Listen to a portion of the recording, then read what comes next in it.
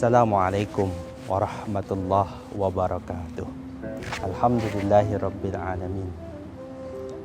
Wassalatu wassalam ala asrafil anbiya'i wal mursalin wa ala alihi wa sahbihi wa man tabi'ahum bi ihsanin ila yaumiddin. Alhamdulillah, saudaraku, Allah masih berikan kita kesempatan. Begitu banyak nikmat yang Allah berikan kepada kita. Namun yang perlu kita garis bawahi dengan baik, bahwa nikmat terbesar dari segala yang Allah berikan kepada kita itu adalah nikmat iman dan Islam, nikmat hidayah ini. Allah punya sifat Ar-Rahman, yang maha pengasih. Ya, kasihnya memang tidak pilih kasih. Entah itu manusia, entah itu hewan melata, entah itu ikan yang ada di sungai, di lautan. Hewan-hewan itu pun diberi rezeki oleh Allah Subhanahu wa ta'ala. Allah punya sifat Ar-Rahman. Pada siapapun Allah berikan kasih sayang itu. Entah ia berimankah, tidak berimankah, dia beri sayang. Allah beri kasih sayang itu. Namun Allah punya sifat Ar-Rahim, yang kasih sayang Allah itu ia berikan hanya kepada orang-orang yang ia kehendaki saja, yang ia tentukan saja, yang ia cinta saja terhadap makhluknya itu. Pada manusia, kecintaan Allah Ar-Rahim inilah nikmat iman dan Islam yang akan menyelamatkan kita nanti di hari pembalasan. Tidak semua orang mendapatkannya. Semua orang mungkin dapat harta, ada yang diberi harta, ada yang diberi kekayaan, diberi pangkat dan jabatan. Tapi tidak semua yang diberi itu akan diberi keselamatan nanti di hari pembalasan. Saudaraku, Al-Kisah diceritakan dalam hadis Nabi Muhammad SAW, riwayat Umar bin Khattab. Terkisah ada seorang laki-laki datang, putih bajunya, hitam rambutnya. Tidak ada nampak kalau orang ini habis melakukan perjalanan jauh. Namun uniknya tidak ada satupun sahabat yang mengenalinya.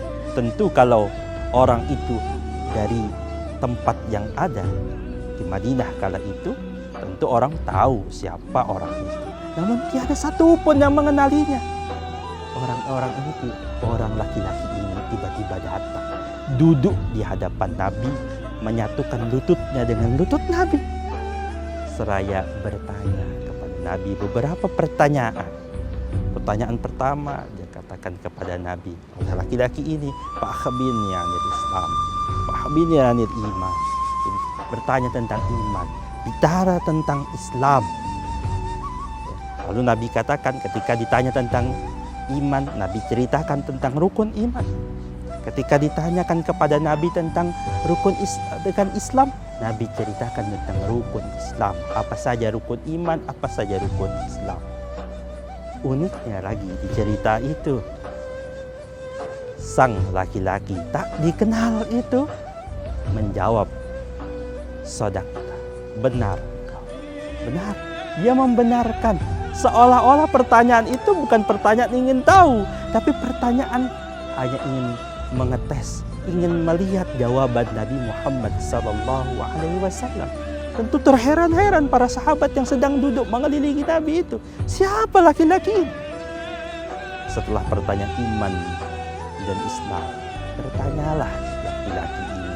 Laki tak dikenal itu bertanya, "Coba ceritakan kepada aku tentang ihsan." Saudaraku, Nabi menjawab dengan kata-kata yang sungguh indah.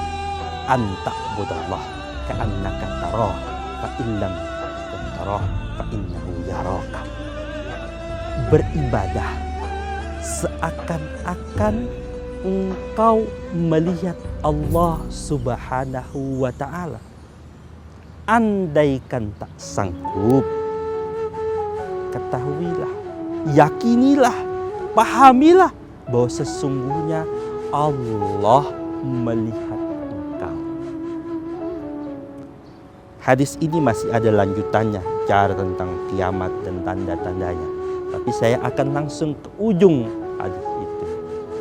Ketika laki-laki itu telah pergi, Nabi bertanya kepada para sahabat, "Wahai sahabatku, tahukah engkau siapa yang datang itu?"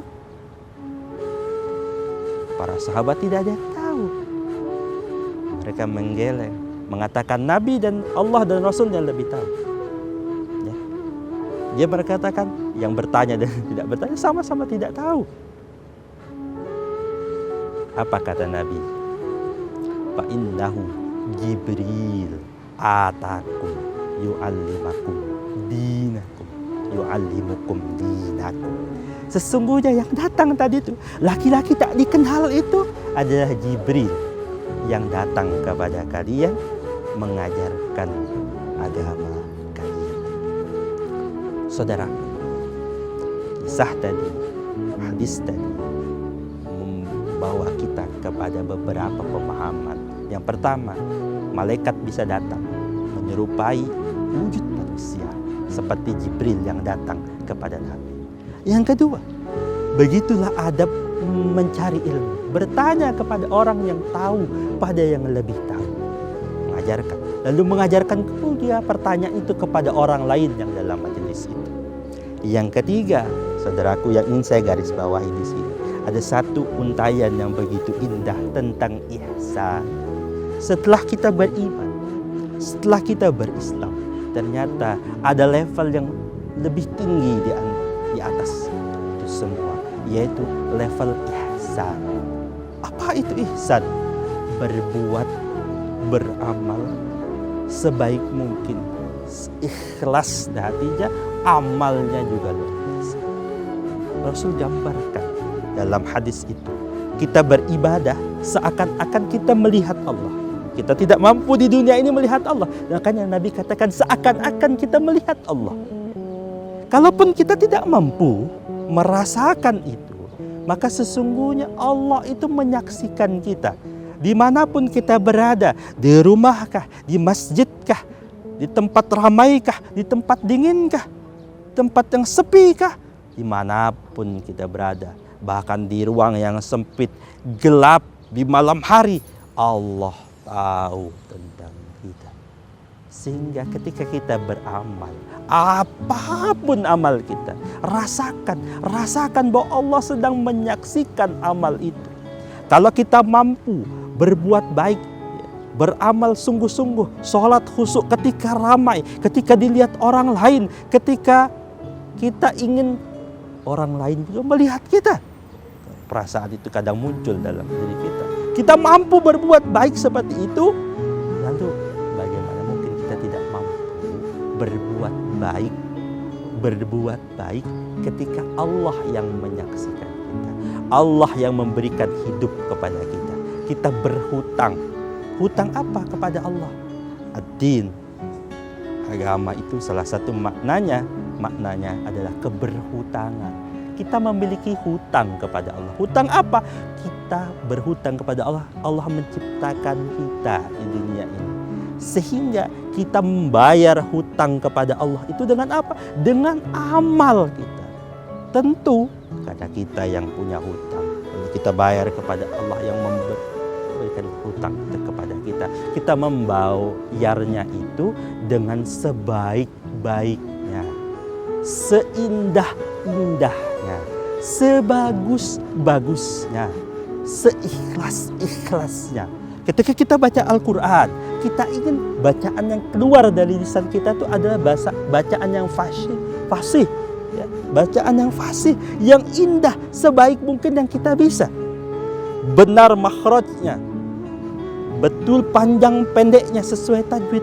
Itu yang ingin kita lakukan. Beribadah semaksimal mungkin, sebaik mungkin. Mengapa? Karena kita tahu setiap huruf yang kita baca itu Allah menyaksikannya. Ketika kita berangkat sholat, kita kenakan pakaian yang terbaik. Mengapa? Karena kita sedang menghadap Allah. Bukan dengan pakaian yang seadanya, bukan pakaiannya sebiasa-biasa saja, dengan pakaian yang kotor terkadang. Tapi kita kenakan pakaian terbaik, pakaian yang bersih, yang indah. Kalaulah saja kita ingin menghadap orang yang hebat, orang terkenal, pejabat, atau orang yang kita hormati, kita akan mengenakan pakaian yang terbaik. Tentu kalau ini menghadap pencipta orang-orang hebat tadi, pencipta orang-orang yang terhormat tadi, pencipta orang-orang yang kita sayangi tadi, tentu harusnya kita mengenakan pakaian yang terbaik. Lalu menghadap Allah, menghadap kiblat kita hadirkan hati sebaik-baik mungkin. Lalu kita khusyuk dalam sholat. Pikiran kita mengingat Allah, bukan mengingat yang lainnya. Terkadang acap kali kita dalam sholat, kita malah ingat dunia, ingat yang lain, ingat hal-hal apa yang akan aku lakukan nanti setelah sholat, apa yang aku lakukan begini dan begitu. Sungguh kita belum sampai. Kalau begitu kita belum sampai pada tahapan yang sama. Begitu pula puasa. Yang tahu puasa diri kita, malaikat yang catat Allah Subhanahu wa taala. Tidak ada yang tahu. Manusia tidak ada yang tahu apakah kita masih berpuasa atau tidak. Maka kita berpuasa dengan ihsan, bukan mengharap pujian manusia, bukan mengharap pandangan perkataan baik dari manusia, dianggap alim, dianggap ahli ibadah dan sebagainya.